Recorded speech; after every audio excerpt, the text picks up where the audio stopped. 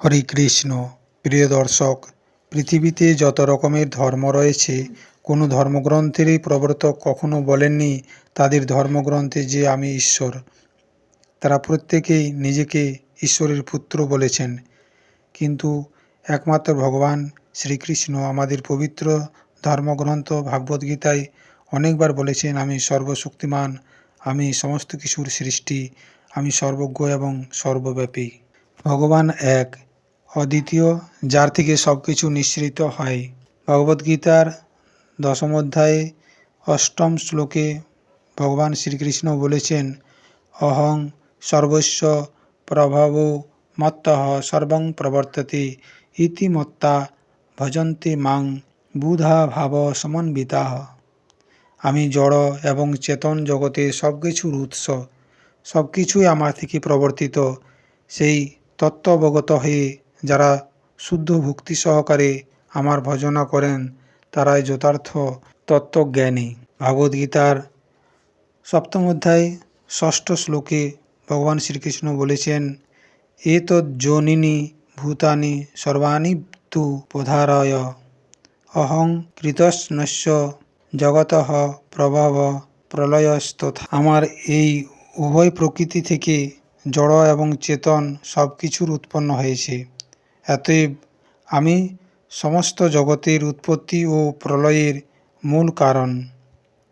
ভাগবদ্গীতার দশম অধ্যায়ে চতুর্থ এবং পঞ্চম শ্লোকে ভগবান বলেছেন, বুদ্ধিঃ জ্ঞানং অসংমোহ ক্ষমা সত্যং দমঃ সমঃ সুখং দুঃখং ভাবঃ অভাবঃ ভয়ং চ অভয়ং চ এব চ অহিংসা সমতা তুষ্টিঃ তপো দানং যশো অযশঃ ভবন্তি ভাবা ভূতানাং মত্ত এব পৃথগ্বিধা।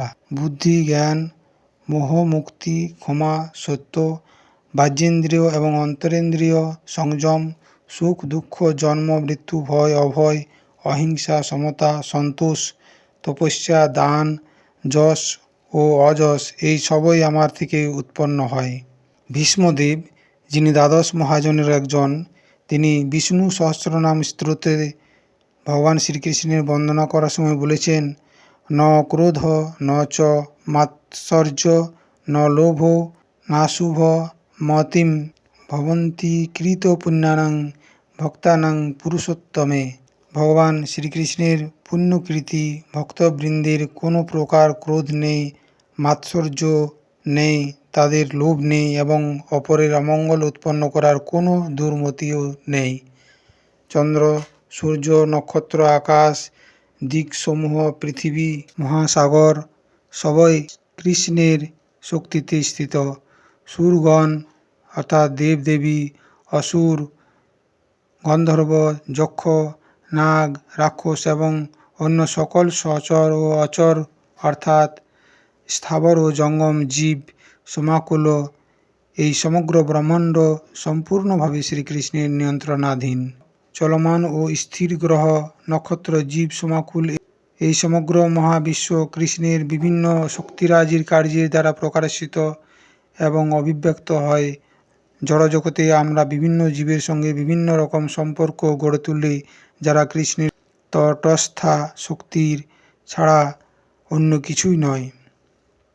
কিন্তু শ্রীকৃষ্ণের বহিরাঙ্গ শক্তি, জোড়া প্রকৃতির সৃষ্টির মাধ্যমে কিছু জীব সত্তা আমাদের পিতা মাতা পিতামহ, তাদের স্রষ্টা ইত্যাদি, কিন্তু প্রকৃতপক্ষে তারা সকলেই শ্রীকৃষ্ণের অবিচ্ছেদ্য অঙ্গ। কেবল আমাদের পিতামাতাই শ্রীকৃষ্ণের অবিচ্ছেদ্য অঙ্গ নন, তাদের স্রষ্টা পিতামহ পিতামহী এবং মাতামহ মাতামহী ইত্যাদি সকলেই স্বরূপতঃ শ্রীকৃষ্ণের অঙ্গ। শ্রীকৃষ্ণ বলেন, পিতাহমস্য জগতঃ মাতা ধাতা পিতামহ। আমি এই জগতের পিতা মাতা ধাতা এবং পিতামহ। এই ব্রহ্মাণ্ডে জীব সৃষ্টির সংক্ষিপ্ত বংশতত্ত্বগত ইতিহাস শ্রীকৃষ্ণ প্রদান করেছেন। ভাগবদ্গীতার দশম অধ্যায়ে ষষ্ঠ শ্লোকে বলেছেন, মহর্ষয়ঃ সপ্ত পূর্বে চত্বারো মনবস্তথা মদ্ভাবা মানসা জাতা যেসাং লোক ইমাহ প্রজাহ। সপ্ত মহর্ষি, তাদের পূর্বজাত সনকাদি 4 কুমার ও 14 মনু সকলেই আমার মন থেকে উৎপন্ন হয়েছে, এবং এই জগতের স্থাবর জঙ্গম আদি সমস্ত প্রজা তাহারাই সৃষ্টি করেছেন। ভাগবদ্গীতায় 14 অধ্যায়ের 4th শ্লোকে বলেছেন, সর্বযোনিষু কৌন্তেয় মূর্তয়ঃ সম্ভবন্তি যাঃ তাসাং ব্রহ্ম মহৎযোনিরহং বীজপ্রদঃ পিতা। হে কৌন্তেয়, সমস্ত যোনিতে যত মূর্তি প্রকাশিত হয়, ব্রহ্মরূপ যোনি তাদের জননী স্বরূপা, এবং আমি তাদের বীজ প্রদানকারী পিতা।